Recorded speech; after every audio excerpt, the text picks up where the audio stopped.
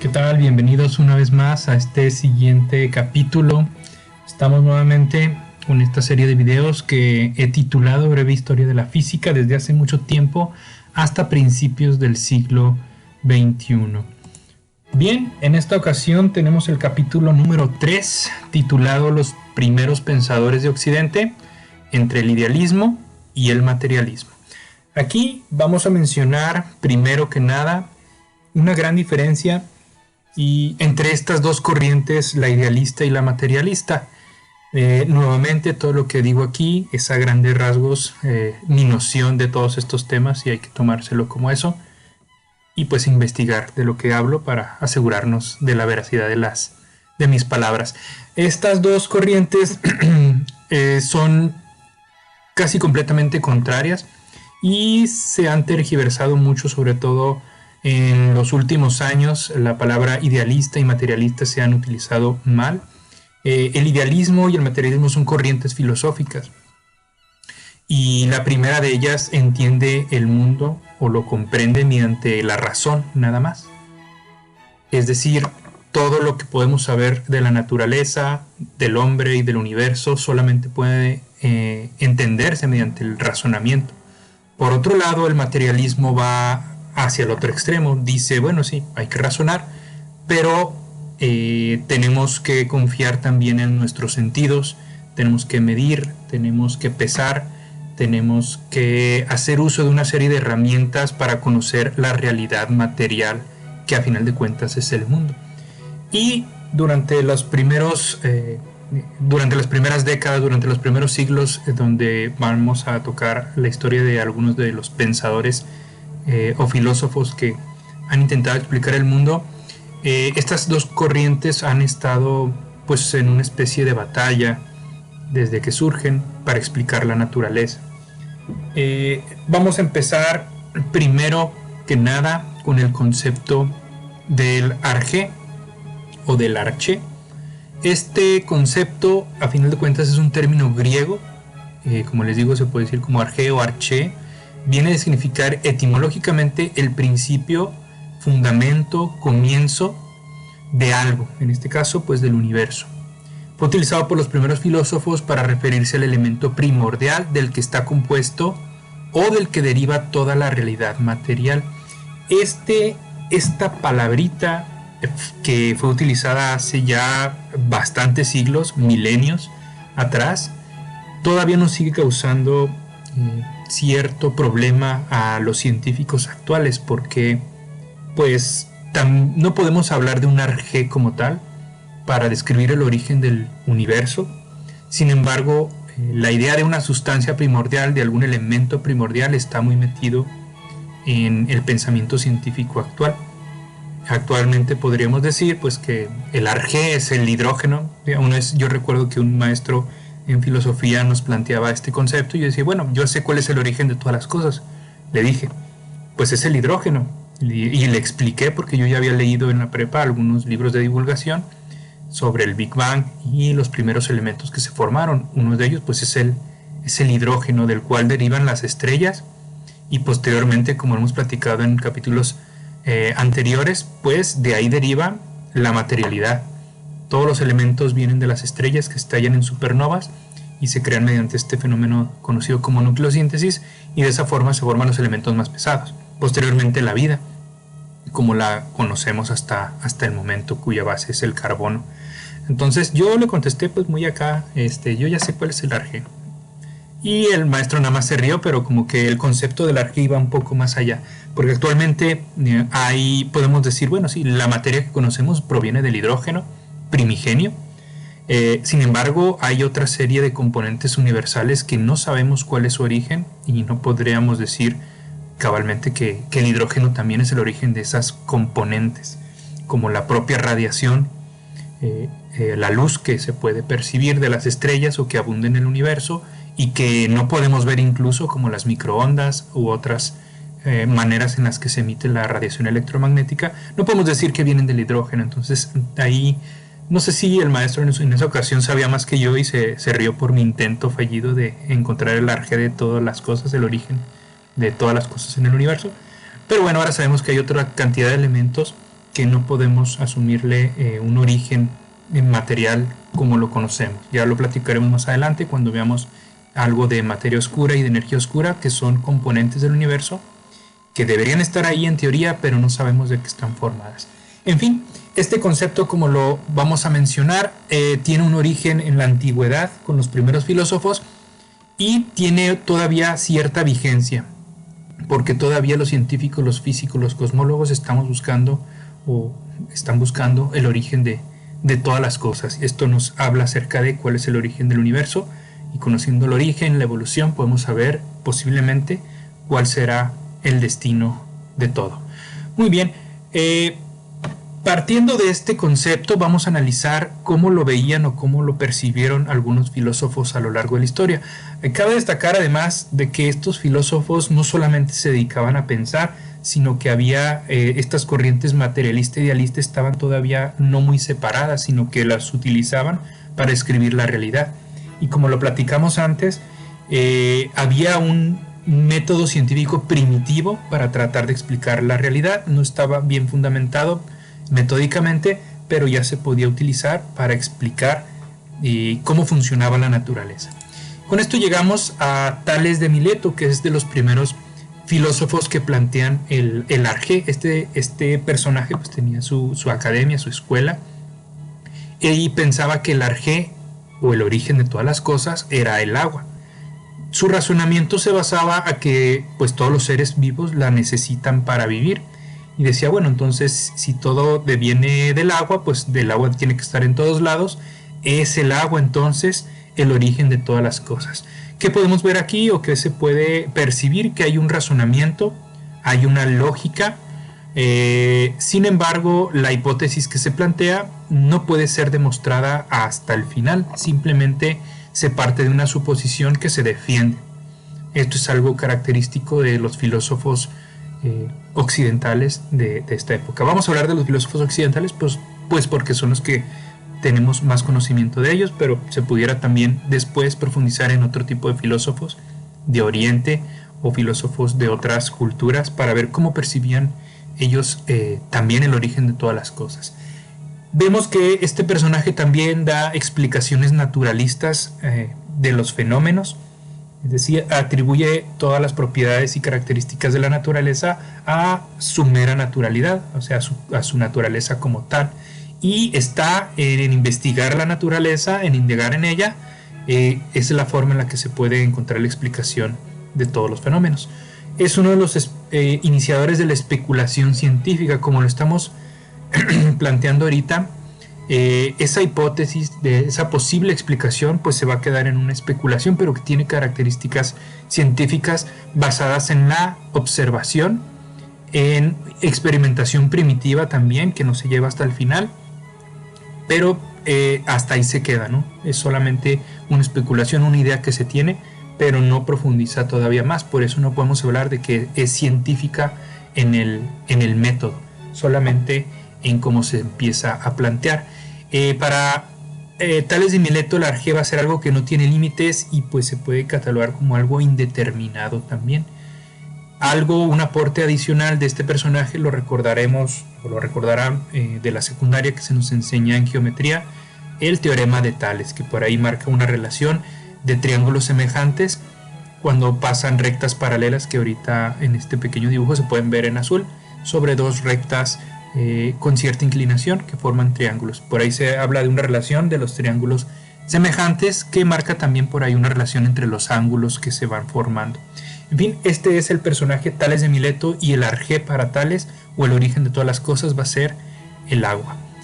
Pasando un poco después, vamos a llegar con Anaxímenes. Para Anaxímenes, este personaje pues tenía una creencia nuevamente de que la Tierra era plana.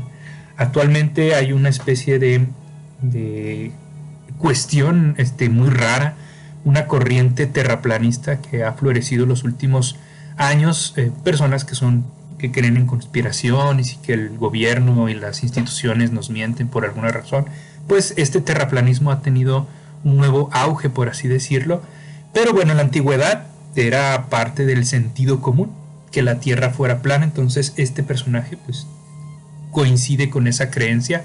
Actualmente pues sabemos que matemáticamente, físicamente, no puede ser plana, se trata ni siquiera de una esfera, es una especie de ovoide, una figura irregular con características esféricas, pero que no es una esfera perfecta. En fin, él pensaba que el aire era el arjé o el origen de todas las cosas, porque él decía que el aire se puede condensar de alguna forma, se empiezan a formar gotitas de agua, entonces decía, bueno, pues si yo agarro en tiempo de frío, froto mis manos, echo vapor y veo que ese vapor sale de mi boca como aire, pero se condensa y se convierte en agua, entonces del aire surge el agua, ¿no? Podría ser algo bastante intuitivo. Sin embargo, pues hay una experimentación que se puede llevar a cabo para decir, no, pues tú tenías no aire, sino vapor de agua en otro estado, se condensó por la diferencia de temperaturas y se formó un líquido, ¿no? Pero en la antigüedad no se tenía el conocimiento que se tiene actualmente, y pues este personaje va a creer que el aire es el origen de todas las cosas, que todo está formando del aire, incluida el alma, ¿no? También la idea del alma va a aparecer desde épocas muy antiguas, y para estos personajes, bueno, para Anaxímenes, el alma también va a ser formada por el aire. Se va a oponer a Anaximandro, quien era su maestro, y a Tales en sus posturas del arjé. En estas épocas, bueno, pues podemos imaginar que había discusiones acaloradas entre diversas corrientes y sus defensores acerca de cuál debería ser el origen. Y esta parte me parece bastante interesante, porque me gustaría que en esta época tuviéramos nuevamente estas discusiones. Alguien puede decir, esas son discusiones que ya se superaron y ya no tiene caso, pero nunca está de más ver qué nuevas corrientes del pensamiento surgen de una buena discusión acalorada. Por ahí, como les comentaba, Anaximandro pues fue el maestro de Anaxímenes, y pues Anaxímenes poseía esta postura acerca del origen de todas las cosas. Vamos con Anaximandro. Anaximandro, como les comenté, pues fue el maestro de Anaxímenes. Él dice que los opuestos, empieza a haber aquí una idea de dualidad, de opuestos, se encuentran unidos en el apeirón. Para Anaximandro, el apeirón, que es una cosa como el infinito, lo eterno, lo imperecedero, lo ilimitado, ese va a ser el origen de todas las cosas. Este concepto es bastante abstracto. Si nos fijamos en los antiguos, en los otros dos filósofos, ellos van a tomar como el origen de todas las cosas a algo así como elementos, ¿no? Si nos vamos a los elementos agua, aire, tierra, fuego, ellos van a tomar a dos de los elementos como el origen de todas las cosas, mientras que Anaximandro va a tomar un concepto que no tiene forma de ser tocado, es algo inmaterial, este apeirón, y es ahí donde para él va a residir el origen de todas las cosas. El apeirón es la fuente de energía y movimiento, le da características que no hay manera de demostrar siquiera la existencia del apeirón, pero es una especie de suposición, es un postulado, se podría tratar acerca de una sustancia rara, única e imperceptible, así él la define, y desde su definición pues está, bueno, pues, si no la puedes ver, ni tocar, ni sentir, no la puedes sentir de ninguna forma, ¿cómo es que puede existir, no? Pero bueno, para Anaximandro este va a ser la sustancia primordial, o la sustancia de la cual deriva todo a nuestro alrededor. Además, algo interesante de este personaje, nuevamente un poco indagando en sus especulaciones científicas, es que se va a adelantar a la idea de Darwin con la evolución. Él decía que pues se proviene de especies inferiores como los peces. ¿Quién se proviene de eso? Bueno, el ser humano podría provenir de especies inferiores. Aquí la idea de la evolución luego la vamos a tratar cuando lleguemos más adelante a la época posrenacentista, con estas corrientes nuevas, donde ahora sí ya hay un fundamento científico más profundo, y Darwin nos va a explicar qué es esto de la evolución. Pero básicamente, un poco spoiler alert, por ahí dirían, tiene que ver con el origen, con un ancestro en común para las especies. Entonces este personaje Anaximandro pues creía que había posiblemente una especie menos evolucionada de la cual pudieran provenir las demás especies. Ya cuando entremos allá a detalle, pues vamos a concluir que pues la idea de la evolución es correcta, es una teoría que está más que probada actualmente, no podemos negarla. Sin embargo, para Anaximandro no tenía el estudio ni el rigor científico para poder determinar eso, simplemente quedaba como una especulación. Para Anaximandro el mundo se trataba de un cilindro flotante en el espacio.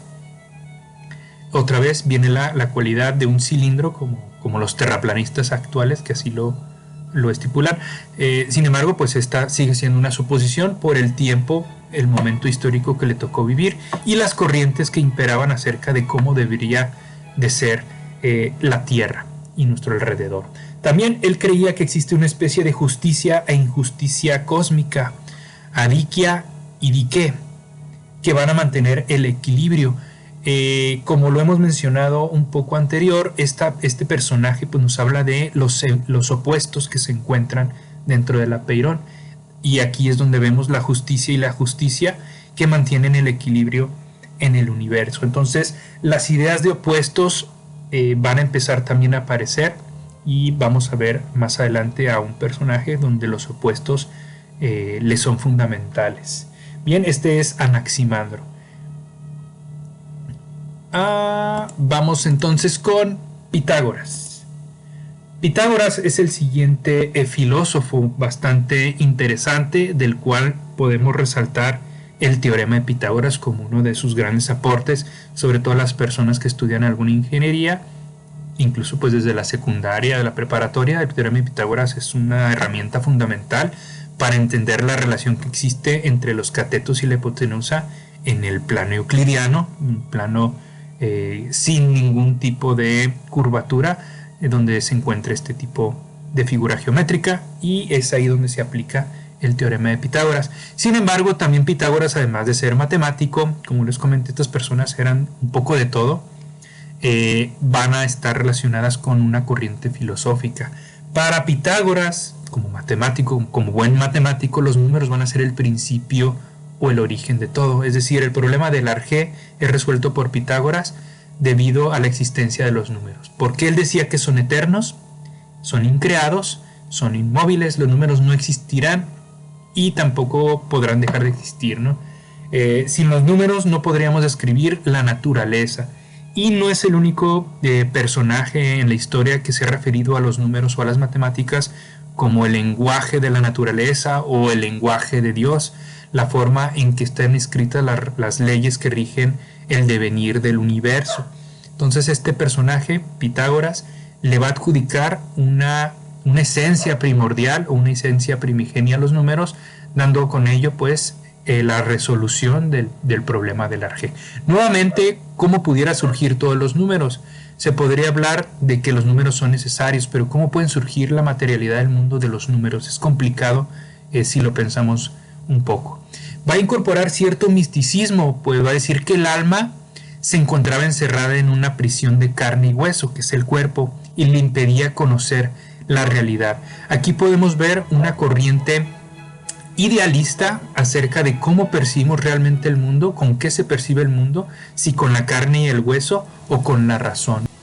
Entonces, para Pitágoras, el cuerpo es una prisión donde se encierra el alma, y es el alma aquella que puede percibir realmente la realidad, y esta realidad está distorsionada se puede decir que por los sentidos o por la corporalidad, el cuerpo, la carne que nos mantiene encerrado, y eso nos impide conocer realmente cómo son las cosas.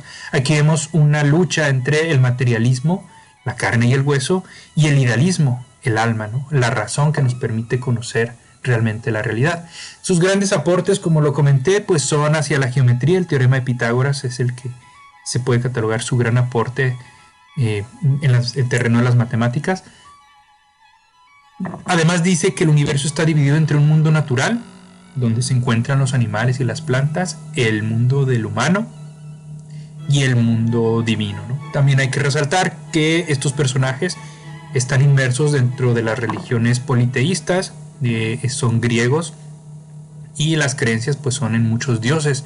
Entonces es en esos dioses donde se encuentra el mundo de la divinidad. El mundo terrenal pues está a nuestro alrededor, y nosotros los humanos tenemos nuestra propia concepción del mundo. Descubre el cerebro como un órgano fundamental del ser humano, donde yace la psique. Entonces No había muchos conocimientos en el terreno de la medicina, sin embargo, Pitágoras dice que es ahí donde ya se trata de un órgano fundamental para entender las cosas, ¿no? Propone también la esfericidad de la Tierra. Esta es una característica también de Pitágoras, que pues él, a diferencia de sus sus predecesores, la Tierra no va a ser plana, sino va a ser esférica. Va a crear también su famosa escuela pitagórica, donde va a tener algunos discípulos que se van a dedicar al estudio de las matemáticas, a los números, y además rendían culto a Dionisio. Dionisio pues es una deidad griega, y se hacían las famosas Dionisiadas, que pues eran acá unas fiestas con mucho vino, porque a ese dios le gustaba pistear. Y los pitagóricos creían en la reencarnación del alma. También la idea de reencarnar es otra más de las aportaciones de los pitagóricos de la escuela de Pitágoras. Como el alma no puede morir, simplemente pasa de un cuerpo a otro, las cuales son características que podemos ver en el pensamiento todavía actual de muchas personas que creen en la reencarnación del alma. Entonces la idea de la reencarnación es tan antigua, o más antigua incluso, que vamos a hablar aquí de Pitágoras. Enseguida pasamos con mi filósofo favorito, Heráclito de Éfeso. Este filósofo, yo la verdad desde que leí acerca de él hace ya bastantes años, no me he cansado no dejo de cautivarme de su forma de pensar, porque coincido bastante con él. Heráclito de Éfeso se va a catalogar como un filósofo materialista, en el sentido de que va a creer que la realidad está constituida por una lucha de contrarios, donde el fuego va a ser la principal materia o fuerza que va a contestar el problema del arjé. Para Heráclito, el fuego va a ser el origen de todas las cosas, y él basa su pensamiento en que el fuego está en constante cambio. Ustedes encienden una vela y, a menos de que tomen una fotografía, no podrían capturar el momento en el que el fuego deja de moverse. Siempre se está moviendo, está cambiando de forma. Entonces, esta es una particularidad para Heráclito. Para él, el mundo es una unidad increada, un fuego que se abraza, que se extingue también, que está en constante cambio. El cosmos está en constante cambio, y esto nos va a hablar de una dialéctica. La dialéctica se podría entender como una lucha de contrarios: el día y la noche, la luz y la oscuridad, la vida y la muerte, la justicia y la injusticia, lo blanco y lo negro. Y de esta dualidad, de esta lucha de contrarios, es de donde nace la realidad. Para él hay una famosa frase que se le adjudica. Unos dicen que cuenta la leyenda, que no necesariamente lo dijo. Sin embargo, se le adjudica a este personaje y dice que no nos podemos bañar dos veces en el mismo río. ¿Por qué? Pues porque el agua está fluyendo. La primera vez que nos metemos nos toca algo del agua, lo que nos lleva ahí la corriente, y la segunda vez que nos metemos, aun cuando ha pasado un instante, ya es un río completamente diferente, porque el agua ya pasó, ya recorrió cierta distancia, e incluso nosotros podemos hablar que no somos los mismos en ningún momento. Una analogía que yo les pongo a mis estudiantes es, bueno, saquen alguna foto que tengan por ahí en su cartera o en su cuarto, su credencial de lector, lo que tengan a la mano que tenga una fotografía de ustedes. Les digo, véanlas, ¿quién es esa persona que está ahí? Nosotros siempre nos referimos a nuestras propias fotos con el hecho de que somos nosotros. Sin embargo, para Heráclito eso no va a ser cierto, porque la persona que somos en un determinado momento, al pasar el tiempo, ya se convirtió en alguien completamente diferente, desde la perspectiva de la materialidad. ¿Por qué? Pues porque ya comimos, se generaron células nuevas, miles de millones de células murieron también en el proceso, entró materia a nosotros, salió materia de nosotros, envejecimos un poco, el tiempo ha pasado sobre nosotros, de tal manera que la persona de nuestras fotografías es lo que fuimos hace mucho tiempo, pero ya no somos nosotros. Si nosotros llevamos esta analogía al extremo, podemos decir que cada segundo, cada milésima de segundo, nosotros dejamos de ser nosotros. Es decir, somos y a la vez no somos. Podemos decir que hay una esencia que nos mantiene y nos hace ser quienes somos, pero en la materialidad dejamos de ser en cada momento. Esto está bien fumado, es por eso que me cautiva esta idea del pensamiento de Heráclito, la filosofía de Heráclito, de esta dualidad, esta lucha de contrarios entre existir y dejar de existir en el mismo instante, entre ser y no ser. Esta cuestión tiene implicaciones filosóficas muy profundas que todavía actualmente se están discutiendo. Esta dualidad incluso la vamos a ver después con la dualidad onda-partícula de la luz, donde la luz es una onda y a la vez es una partícula, cuando le conviene o cuando nosotros la logramos medir de una o de otra manera. Entonces, aun cuando estamos hablando de filosofía, de una postura filosófica acerca del ser, que es y no es al mismo tiempo, podemos llevarla hasta el terreno de la física de partículas, hasta el terreno de la óptica, y darnos cuenta de que también ahí está metida esta forma de ver o de percibir la realidad. Por aquí, si están viéndolo como video, pues pongo el yin yang, donde es una lucha de contrarios entre el bien y el mal, que dice que en todo lo malo hay algo bueno y en todo lo bueno hay algo malo. Entonces, como les comento, esta filosofía de Heráclito es profunda y es muy interesante y nos mete en cuestiones existenciales bastante profundas. Otra cuestión es decir, bueno, es que usted está viendo la existencia del ser humano como mera materialidad, pero ¿qué pasa con mi razonamiento, con mi alma? Ese sí sigue siendo el mismo. Y yo les podría contestar, tampoco. Si ustedes se ponen a pensar, la persona que son actualmente es una y la que fueron hace un año es otra, con diversos aprendizajes, con formas diferentes de ver la vida, con creencias que pueden cambiar de un año a otro, con perspectivas a futuro diferentes. Entonces ni siquiera somos la esencia, por así decirlo, estamos en constante cambio. Podemos con esto refutar cualquier pensamiento idealista acerca de quién es cada persona, posiblemente. Sin embargo, va a haber posturas, y como lo vamos a ver un poquito más adelante, el idealismo, a pesar de esta profundidad del materialismo, va a sobrepasar. Va a dejar atrás estas posturas materialistas que se perciben mediante los sentidos y se van a enfocar en el entendimiento del mundo mediante la razón. Entonces, bueno, algo que tiene adicional este filósofo mío favorito, para él dice, bueno, el cosmos es el mismo para todos, no ha sido hecho por dioses ni hombres, es un fuego que se enciende y apaga continuamente. Aquí también entra la idea de la increación del universo, donde el universo es no creado, no necesita un origen y no va a tener nunca un final, porque es un constante cambio. Por ahí hay filosofías orientales interesantes acerca también del origen del universo. Ahorita no recuerdo bien el nombre de una deidad hindú que nos habla de un ciclo continuo de creación y destrucción. Si recuerdo el nombre se los diré un poco más adelante, pero bueno, el universo como tal se crea y se destruye continuamente, y para poder crear algo nuevo pues tiene que destruirse lo anterior.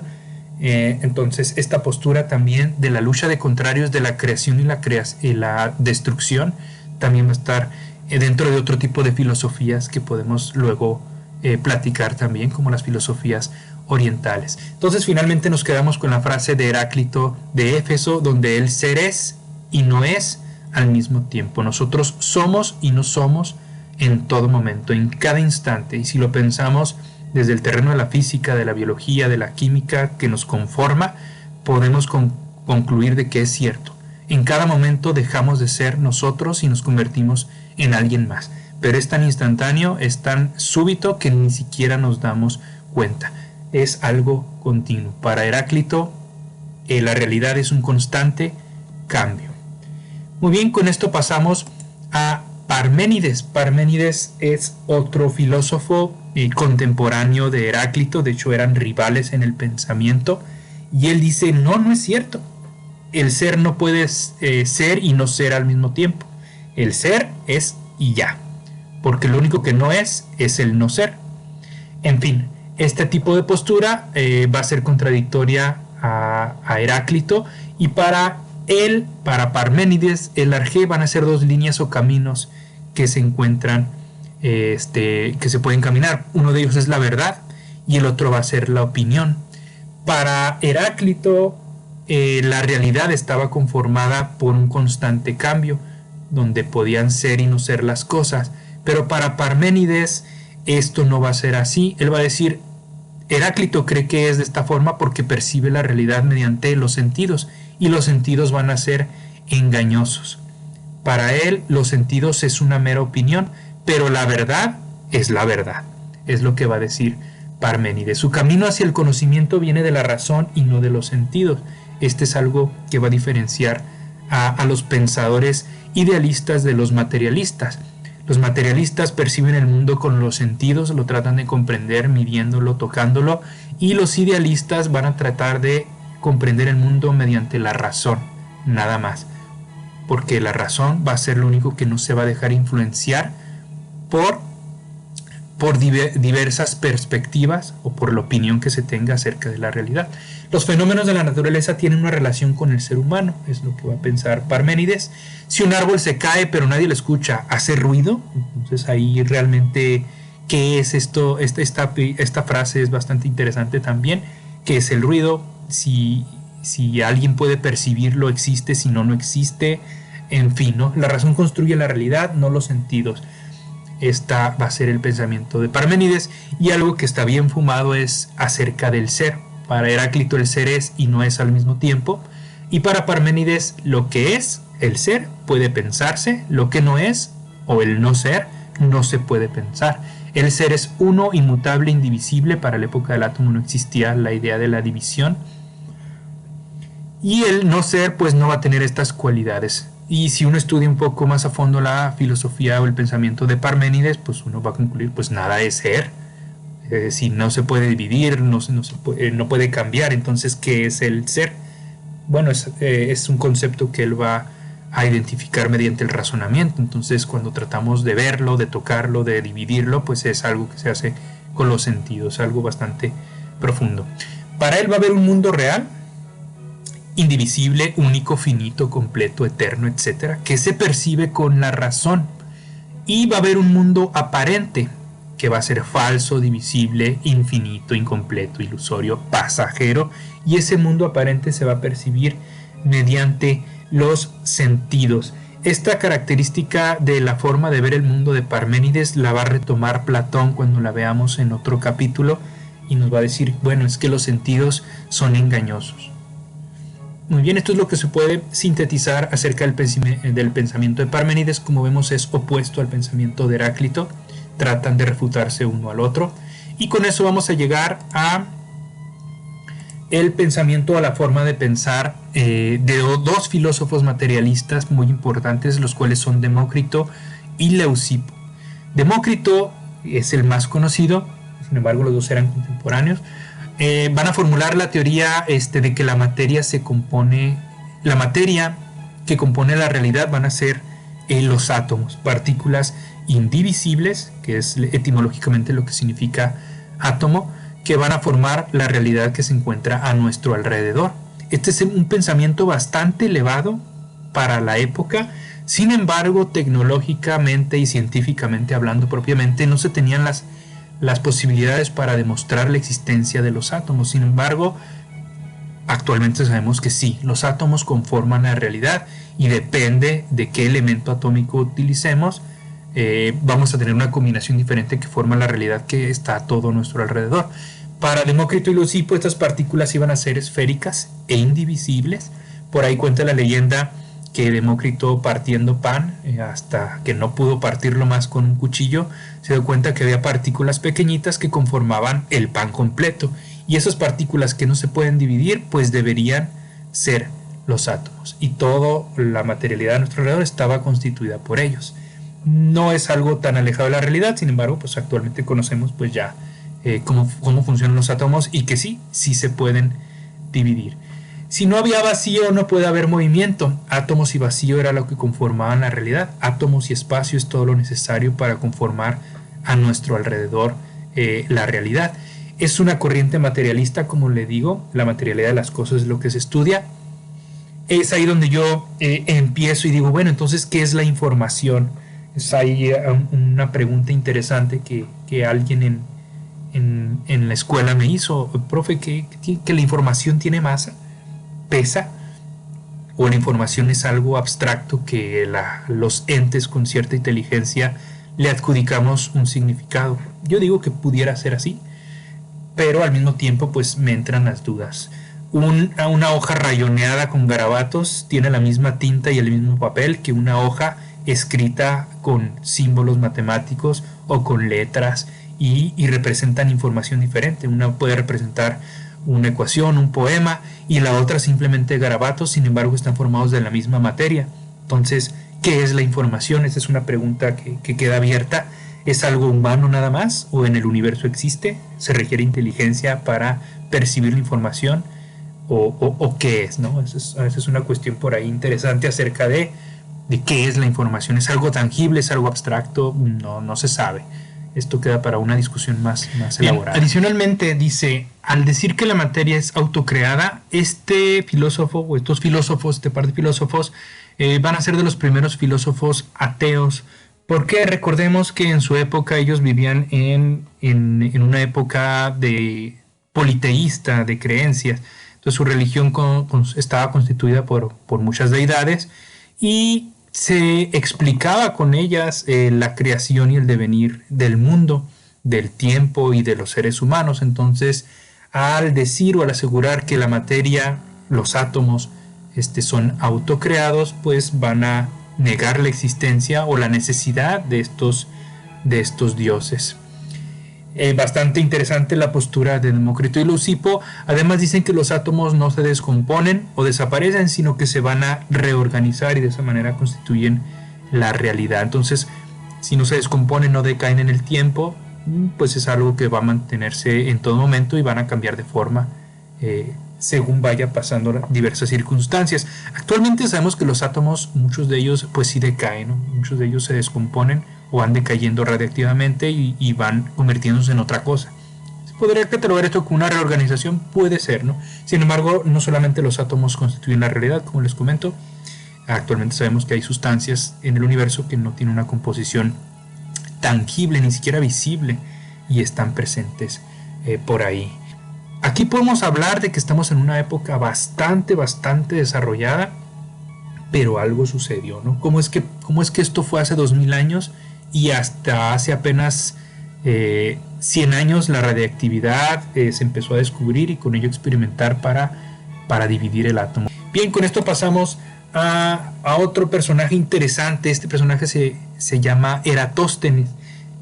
Se le adjudica pues la medición del tamaño del radio terrestre y con esto pues se comprueba la esfericidad o la forma esférica de la Tierra. ¿Cómo midió este personaje las dimensiones de la Tierra hace ya más de 2000 años? Pues simplemente con varas, con cuerdas. Por ahí existía una historia en Alejandría de que en cierta época del año, que es justamente en el solsticio de verano, el sol impacta la Tierra de manera perpendicular a la superficie en esta parte del mundo y la sombra desaparece. Si nosotros miramos hacia arriba, el sol está sobre nuestras cabezas y nuestra sombra no se hace sombra porque el sol nos pega directamente sobre nosotros. Este personaje pues vio ese fenómeno y dijo, bueno, pues si la Tierra es plana, voy a ver si en el mismo día del año, en otra época en otra parte de la Tierra sucede lo mismo. Y en Siena, que se encuentra a kilómetros de distancia de ahí, ese día se llegó y logró percibir una sombra en un obelisco posiblemente. Entonces con esto pues dice, bueno, si la época del año es la misma, es el mismo día, en Alejandría no se hace sombra, los cuerpos no hacen sombra por el sol, y aquí sí significa que los rayos no deberían estar impactando de manera paralela, sino que hay una inclinación, y si no es la inclinación debido a los rayos del sol, debe ser una inclinación debido a que la Tierra se está curvando en su superficie. De esta forma logra medir una curvatura de 7 grados y conociendo la longitud de arco, por ahí dicen que contrató a alguien para que caminara y midiera más o menos un estimado en metros o en pies o en una unidad de longitud, la distancia que había de Alejandría a Siena, y de esa manera se pudo determinar la longitud de arco. Con la longitud de arco y el ángulo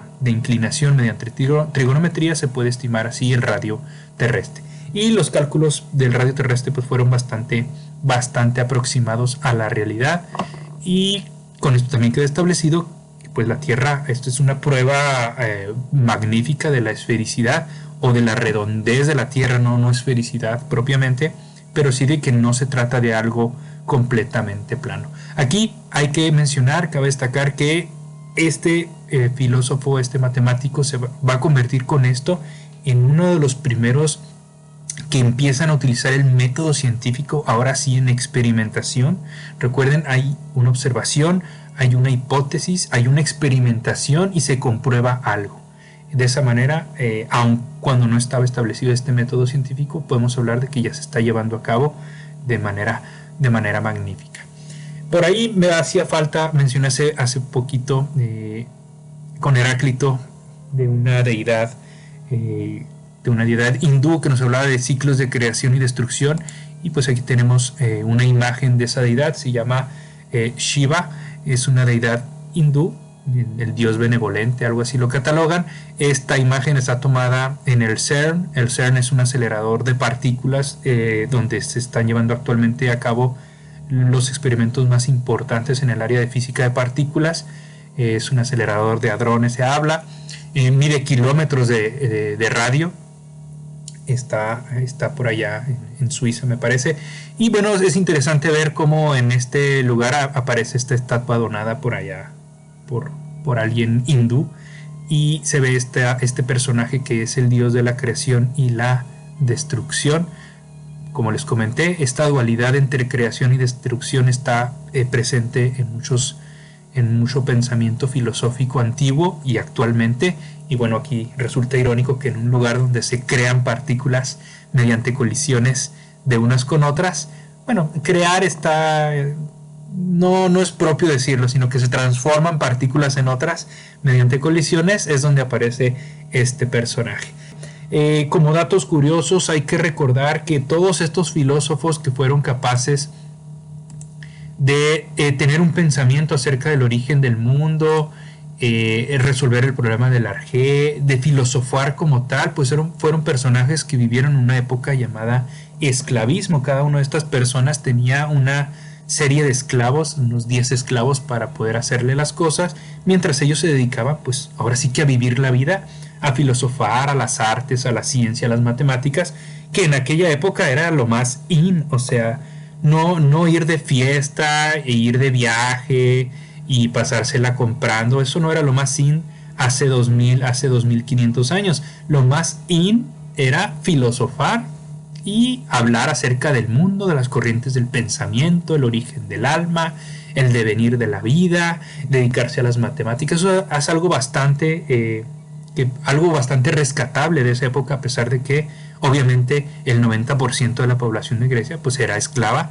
Ese 10% se dedicaba al arte y la literatura, las matemáticas y la filosofía, ¿no? Esto es como dato curioso, cosa que bueno, actualmente las personas más ricas del mundo no podemos decir que son como los griegos, no son como esos esclavistas griegos, pero hace falta nuevamente pues retornar a este tipo de pensamientos nuevamente, otra vez partiendo de lo que han hecho otras personas. Como bien dicen por ahí, en hombros de gigantes podemos nosotros ver cada vez más lejos.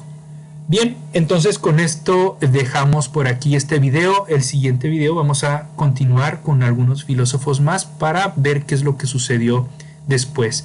Como les comento, aquí es donde se empieza a desmoronar el materialismo y van a haber ideas que vamos a ver más adelante que van a imperar sobre esta corriente, y ese idealismo va a ser el que se va a adueñar del pensamiento filosófico durante mucho tiempo, hasta después de la Edad Media.